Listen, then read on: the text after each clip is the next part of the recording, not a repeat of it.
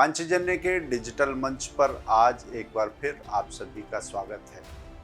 बात करेंगे वर्तमान मुद्दों की और उन मुद्दों पर खेलती हुई राजनीति की। कांग्रेस की सहयोगी पार्टी डीएमके के नेता उदयनिधि मारन, जो तमिलनाडु के मुख्यमंत्री एमके स्टालिन के बेटे हैं, वो सनातन धर्म का विनाश करना चाहते हैं। उदयनिधि ने सनातन धर्म की तुलना डेंगू, मलेरिया और कोरोना जैसी बीमारियों से की है और कहा है कि सनातन धर्म को समाप्त कर देना चाहिए। अपनी सहयोगी पार्टी की ओर से हिंदू घृणा से भरे इस बयान पर कांग्रेस चुप है। जी हां, वो कांग्रेस जो हर बात विवाद पर बोलती है, आज वो खामोशी ओढ़ कर बैठी है। इधर कांग्रेस ने जैसे ही अपनी सहयोगी पार्टी डीएमके के हिंदू विरोधी बयान पर पल्ला झाड़ने का ढोंग किया, वैसे ही कांग्रेस के अध्यक्ष मल्लिकार्जुन खड़गे के जो बेटे हैं प्रियांक खड़गे, उन्होंने भी हिंदू धर्म पर निशाना साध दिया। उन्होंने बयान दिया कि कोई भी धर्म जो समान अधिकार नहीं देता या मानव से मानव की तरह व्यवहार नहीं करता है, वह बीमारी जैसा है। अगर ये कसौटी है तो कांग्रेस की ओर से अन्य मजहबों पर भी बयान आने चाहिए थे, परंतु कोई बयान नहीं है। यानी कांग्रेस अध्यक्ष के बेटे ने भी वही हिंदू घृणा से भरा हुआ बयान दिया जो उदयनिधि ने दिया है।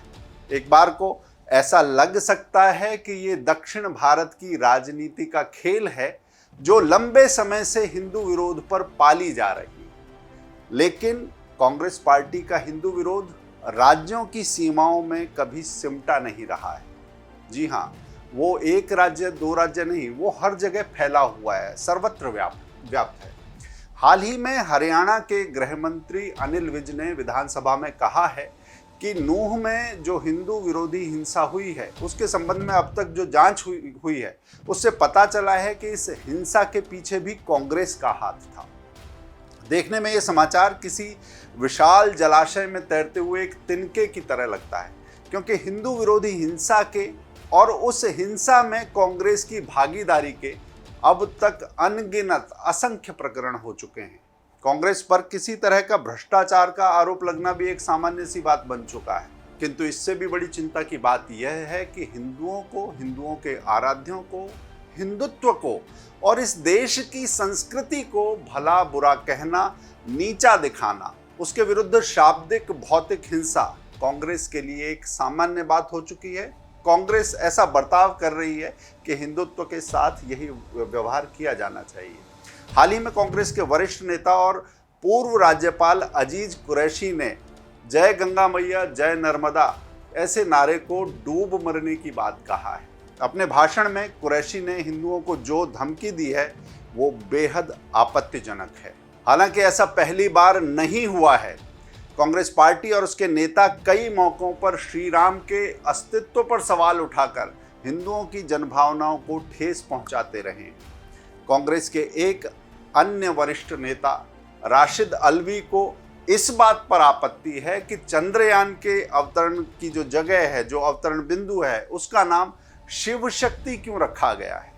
इतना ही नहीं, राशिद अल्वी ने इसी संदर्भ में ये भी कहा है कि नेहरू जी की तुलना किसी नाम से नहीं की जा सकती। यानी शिव शक्ति नाम गलत है, अगर नेहरू, गांधी ऐसा कुछ नाम रख दिया जाता तो वो बात कांग्रेस को हजम हो सकती थी।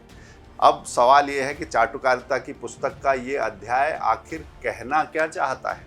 ये केवल कांग्रेस के कुछ व्यक्तियों की नहीं, पूरी कांग्रेस की हिंदू विरोधी मानसिकता का लक्षण है।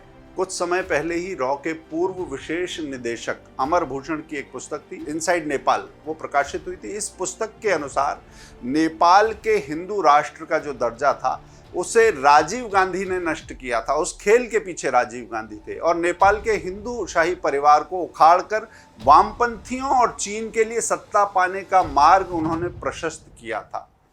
इससे एक बार फिर न केवल कांग्रेस की हिंदू विरोधी मानसिकता बल्कि उसकी चीन परस्ती भी उजागर होती है। ऐसे में आश्चर्य की बात नहीं है कि विदेशों में बैठे खालिस्तानी समर्थक तत्व अपना हिंदुत्व विरोध जताने के लिए चीन से ये आग्रह करते हैं कि वो अरुणाचल प्रदेश पर कब्जा कर ले। और दोनों ही मौकों पर कांग्रेस फिर आपको खामोश दिखाई देती है या चीज़ों को कैसे सुलगाना है वो सुलगाती दिखाई देती है। इन तत्वों से भी कांग्रेस के संबंधों को अनुभव किया जा सकता है। कर्नाटक, राजस्थान और छत्तीसगढ़ में कांग्रेस की सरकार आने के बाद से हिंदू विरोधी हरकतों में और हिंदुत्व के अपमान में जितनी वृद्धि हुई है वो वास्तव में बहुत चिंताजनक है। यही स्थिति कांग्रेस से प्रेरित समाजवादी पार्टी के नेताओं की भी है और अन्य छिटपुट नेता, मसलन स्वामी प्रसाद मौर्य ने भी कहा था कि हिंदू नाम का कोई धर्म है ही नहीं। ऐसा प्रतीत होता है कि राजनीति में, मीडिया में एक पायदान ऊपर चढ़ जाने के लिए हिंदुओं को भला बुरा कहना, उनके विरुद्ध हिंसा करने के लिए लोगों को उकसाना एक फॉर्मूला बन गया है, एक ऐसा राजनीतिक समीकरण जो आपको ऊंचाई दे सकता है। इस तरह की घटनाओं को लेकर किसी तरह का अपराध बोध महसूस करना, उसके लिए क्षमा प्रार्थना करना तो दूर, कांग्रेस ऐसा व्यवहार करती है जैसे कहीं कुछ हुआ ही ना हो, यानी अपराध करना और चीज़ों का सामान्यीकरण कर देना। जिस पार्टी और परिवार ने इतने वर्षों तक भारत पर राज किया, शासन किया, वो सत्ता में रहते हुए भारत विरोधी और हिंदू विरोधी व्यवहार करते रहे और अब सत्ता से बाहर होकर भी वही कर रहे हैं।